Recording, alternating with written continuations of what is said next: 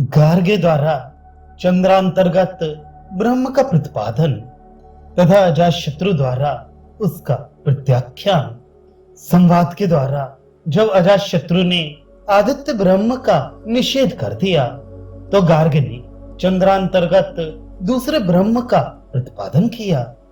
वह गार्ग बोला, यह जो चंद्रमा में पुरुष है इसी का मैं ब्रह्म रूप से उपासना करता हूँ। उस अजातशत्रु ने कहा, नहीं नहीं, इसके विषय में बात मत करो। ये महान शुक्ल वस्त्रधारी सोम राजा है, इस प्रकार मैं इसकी उपासना करता हूँ। जो इसकी इस प्रकार उपासना करता है उसके लिए नित्य प्रति सोम सुत और प्रस्तुत होता है तथा उसका अन्न क्षीण नहीं होता। ये जो चंद्रमा और मन में एक ही पुरुष कर्ता और भोक्ता है, इस प्रकार इसके पूर्वक विशेषण समझने चाहिए।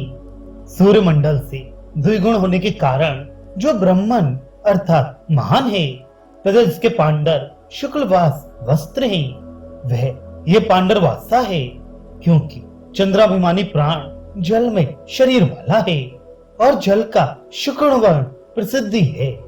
सोम राजा चंद्रमा को कहते हैं तथा जो यज्ञ में वे अन्य के रूप में चुराया जाता है वे लता में सोम अर्थात सोम लता भी सोम है।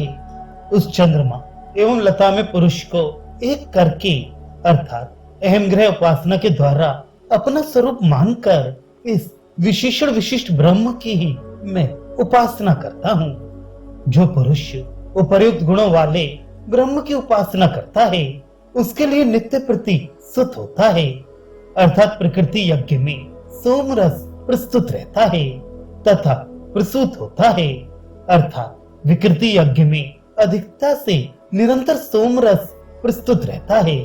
यानी उसे प्रकृति विकृति रूप दोनों प्रकार के यज्ञ अनुष्ठान में सामर्थ्य प्राप्त हो जाता है तथा इस अन्नात्मक ब्रह्मोपासक का अन्न भी क्षीण नहीं होता।